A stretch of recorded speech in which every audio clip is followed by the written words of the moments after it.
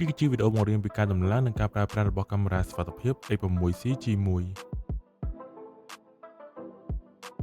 ជំហានដំបូងអ្នកនរគ្នាត្រូវ download ជាមួយនឹងកម្មវិធី ECV ដែលមាននៅលើ App Store និង Play Store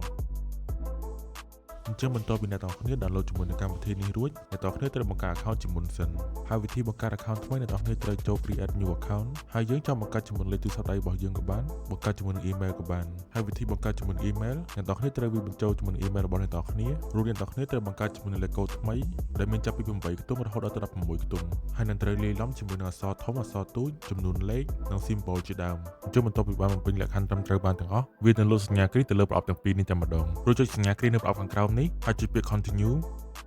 ហើយធ្វើការ verify បន្ទាប់មកអ្នកនរគ្នានឹងទទួលបានជាមួយនឹងសារលេខកូដចេញពី email របស់អ្នកនរគ្នា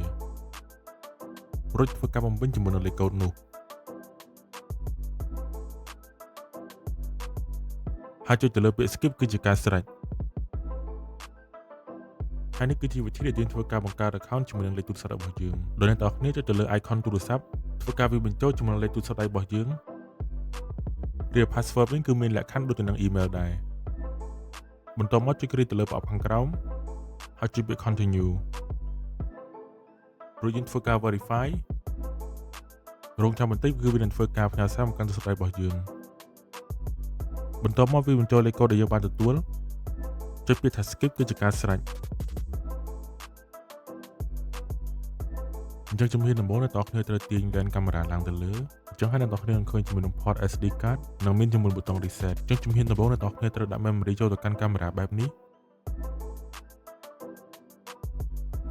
ហើយបន្ទាប់ពីដាក់ memory បានរួចរាល់ដល់នៅផ្នែកខាងក្រោយកាមេរ៉ាអ្នកនរគ្នានឹងឃើញជាមួយនឹង port network រួមទាំងមានជាមួយនឹងដូច Type C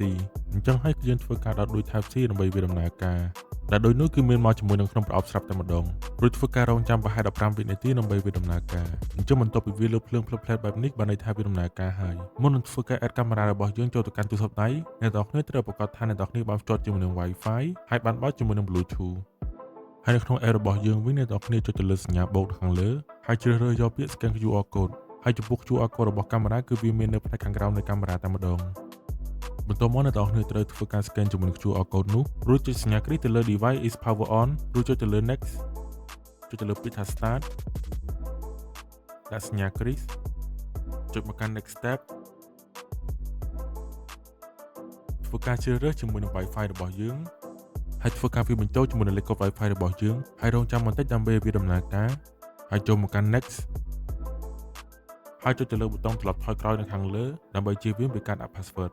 ត្រង់ចំណុចនេះគឺយើងអាចធ្វើការដាក់ឈ្មោះកាមេរ៉ារបស់យើងក៏បានហើយចុចទៅលើឈ្មោះទីតាំងណាមួយដែលអ្នកនរគ្នាបានធ្វើការដំឡើងហើយចុចទៅលើប៊ូតុង next ដូច្នេះអ្នកនរគ្នាបានធ្វើការ add កាមេរ៉ាចូលទៅកាន់ទូរស័ព្ទដៃរបស់យើងបានដោយជោគជ័យ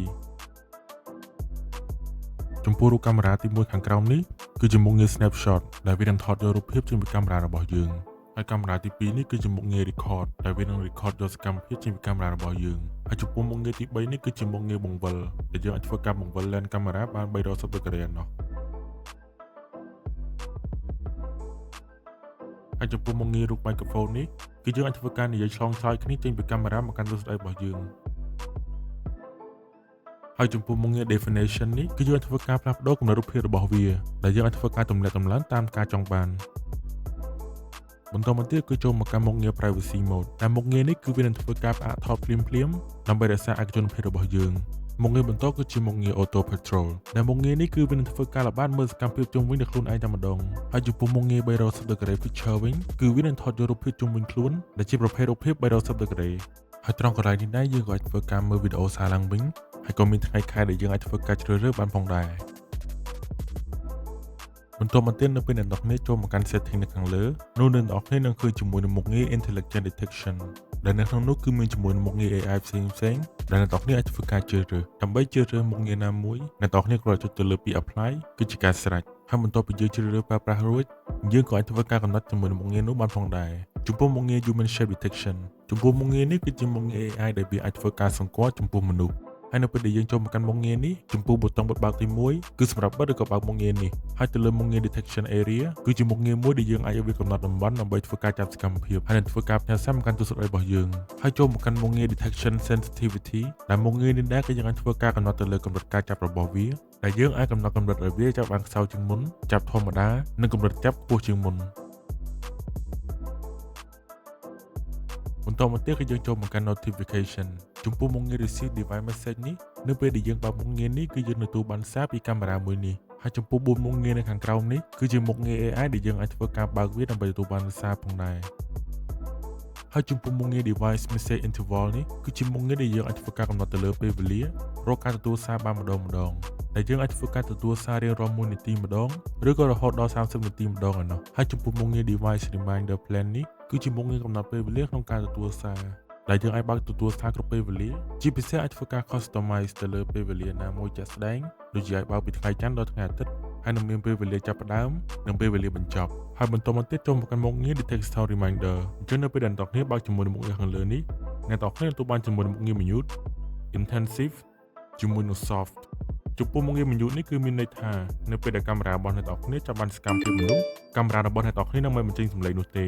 រីឯចំពោះមុខងារ intensive នេះវិញនៅពេលដែលអ្នកនរគ្នាបើកជាមួយមុខងារមួយនេះជុំសិនជាកាមេរ៉ារបស់អ្នកនរគ្នាចាប់បានសកម្មភាពគឺវានឹងមិនលឺសំឡេងសារ៉ែមភ្លាមហើយចំពោះមុខងារ soft នេះវិញនៅពេលដែលយើងបើកមុខងារមួយនេះជុំសិនជាកាមេរ៉ារបស់អ្នកនរគ្នាចាប់បានសកម្មភាពគឺវានឹងបញ្ចេញសំឡេងតែបន្តិចតែប៉ុណ្ណោះហើយចំពោះ customize sound នេះគឺយើងអាចធ្វើការបញ្ចូលសំឡេងរបស់យើងចូលទៅកាន់កាមេរ៉ាបានអញ្ចឹងនៅពេលដែលវាចាប់បានសកម្មភាពគឺវានឹងបញ្ចេញសំឡេងដែលយើងបាន record ភ្លាមតែម្ដង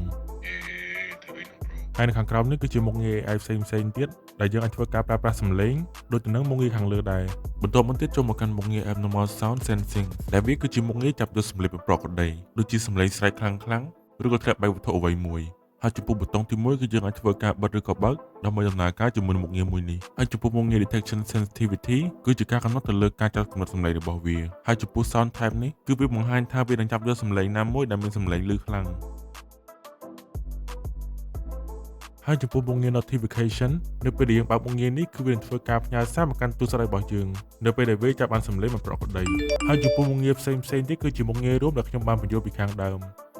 ហើយនៅពេលដែលយើងចូលមកកាន់មុខងារ detection sound reminder នៅពេលដែលយើងបើកជាមួយនឹងមុខងារមួយនេះគឺអ្នកនរគ្នានឹងឃើញជាមួយនឹងពាក្យ mute intensive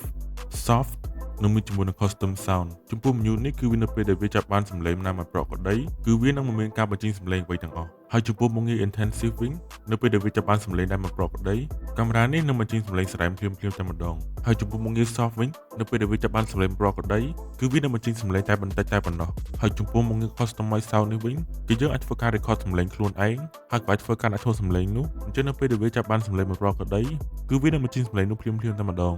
ហើយចំពោះមុខងារ image change detection នៅពេលដែលយើងបើកមុខងារនេះគឺវានឹងធ្វើការចាប់យកសកម្មភាពណាដែលមានចលនាហើយទៅលើមុខងារ detection area គឺជាមុខងារមួយដែលយើងអាចឲ្យវាកំណត់តំបន់ដើម្បីធ្វើការចាប់សកម្មភាពហើយនឹងធ្វើការផ្ញើសារមកកាន់ទូរស័ព្ទរបស់យើងហើយចូលមកកាន់មុខងារ detection sensitivity ដែលមុខងារនេះដែរគឺយើងអាចធ្វើការកំណត់ទៅលើកម្រិតការចាប់របស់វាហើយចំពោះមុខងារផ្សេងទៀតគឺជាមុខងាររូបដែលខ្ញុំបានបញ្ចូលពីខាងដើមបន្តមកទៀតចូលមកកាន់មុខងារ pet detection នៅពេលដែលយើងបើកជាមួយនឹងមុខងារមួយនេះគឺវានឹងចាប់យកសកម្មភាពសត្វចិញ្ចឹមរបស់យើងហើយចំពោះ detection area វិញគឺជាការកំណត់តំបន់ដើម្បីធ្វើការចាប់សកម្មភាពសត្វរបស់យើងហើយចំពោះមុខងារផ្សេងទៀតគឺជាមុខងាររួមដូចទៅនឹងមុខងារដទៃដែរបន្ទាប់មកចូលមកកាន់មុខងារ image setting នៅពេលដែលយើងបើកជាមួយនឹងមុខងារ WDR នោះវានឹងធ្វើរូបភាពរបស់យើងកាន់តែមានភាពដិតជាងមុនហើយចំពោះ image style វិញនៅពេលដែលយើងចុចទៅលើ bright គឺវានឹងធ្វើរូបភាពភ្លឺជាងមុនហើយចំពោះ vivid វិញគឺវានឹងធ្វើរូបភាពមានភាពដិតពណ៌ជាងមុនបន្ទាប់មកចូលមកកាន់ day night switch នៅពេលដែលយើងចុចមកកាន់ auto recommend គឺវានឹងធ្វើការផ្លាស់ប្ដូរមុខងារមើលពេលយប់ដែលស្វ័យប្រវត្តិហើយយើងអាចធ្វើការផ្លាស់ប្ដូរជាមួយកម្រិតពន្លឺរបស់វាបានផងដែរហើយទៅលើមុខងារ enforcing day mode គឺវានឹងធ្វើការបិទជាមួយនឹងមុខងារ eye off មើលពេលយប់ហើយទៅលើមុខងារ enforcing night mode គឺវានឹងមើលជាពន្លឺ infrared នៅពេលយប់បន្តមកទៀតចូលមកកាន់ជាមួយនឹង night vision mode ជាមួយនឹងមុខងារ black white night vision បានន័យថាអ្នកនរគ្នានឹងមើលជាសខ្មៅជាមួយនឹងពន្លឺ infrared នៅពេលយប់បន្ទាប់មកគឺជាមុខងារ smart night vision ចំពោះមុខងារ smart night vision នេះគឺវានឹងធ្វើការផ្លាស់ប្ដូរអូតូម៉ាទិកពីសខ្មៅទៅជាមើលជា color នៅពេលយប់បើសិនជាមានសកម្មភាពអ្វីមួយដែលឆ្លងកាត់ហើយចំពោះ lighting duration គឺជារយៈពេលពន្លឺរបស់កាមេរ៉ានៅពេលដែលយើងមើលជា color នៅពេលយប់បន្ទាប់មកចូលមកកាន់ PT setting ហើយអ្នកនរគ្នាចូលមកកាន់ tracking អញ្ចឹងនៅពេលដែលអ្នកនរគ្នាបើកជាមួយនឹងមុខងារ auto zoom tracking គឺវានឹងធ្វើការ zoom ទៅកាន់មនុស្សហើយនឹងសត្វដែលស្វ័យប្រវត្តិហើយចំពោះ fixed view ខាងក្រោមនេះគឺកាមេរ៉ានឹងមិនធ្វើការដេញតាមសកម្មភាពនោះទេហើយចំពោះ flexible view វិញគឺវានឹងធ្វើការងាររេតាមសកម្មភាពមនុស្សបានរហូតដល់360ដឺក្រេឯណោះបន្ទាប់មកទៀតចូលមកកាន់មុខងារ automatic patrolling អញ្ចឹងនៅពេលដែលយើងបើកជាមួយមុខងារ Automatic Patrolling កាមេរ៉ារបស់យើងនឹងធ្វើការល្បាតជុំវិញផ្ទះយើងតែម្ដងហើយចំពោះមុខងារ Patrol Area Wing គឺយើងអាចធ្វើការ customize ទៅលើទីតាំងណាដែលយើងចង់ឲ្យវាល្បាតបន្តមកទៀតចូលមកកាន់មុខងារ Record List ចំពោះមុខងារ Event Recording នេះគឺវានឹងធ្វើការ set ទុកវីដេអូនៅពេលដែលវាចាប់បានសកម្មភាពតែប៉ុណ្ណោះដែលយើងអាចបើកជាមួយមុខងារ AI ណាដែលយើងតម្រូវវាថតយកសកម្មភាពហើយចំពោះមុខងារ 24-hour recording វិញគឺវានឹងថតយកសកម្មភាព24ម៉ោងតែម្ដងបន្តមកយើងចូលមកកាន់មុខងារ Touch button setting ដែលនៅពេលដែលយើងបើកជាមួយមុខងារមួយនេះគឺគ្រាន់តែយើងចុចប៊ូតុង call នេះគឺវានឹងធ្វើការ call មកកាន់ទូរស័ព្ទរបស់យើងបានភ្លាមៗតែម្ដងហើយនឹងអាចនិយាយឆ្លងឆ្លើយគ្នាបានផងដែរមួយវិញទៀតបើសិនជាអ្នកទាំងគ្នាចង់ផ្លាស់ប្ដូរជាមួយនឹង Wi-Fi អញ្ចឹងអ្នកទាំងគ្នាចូលមកកាន់ Network Setting រួចចុចមកកាន់ Wi-Fi ចុចទៅលើពាក្យ Start ចុចគ្រីក្នុងប្រអប់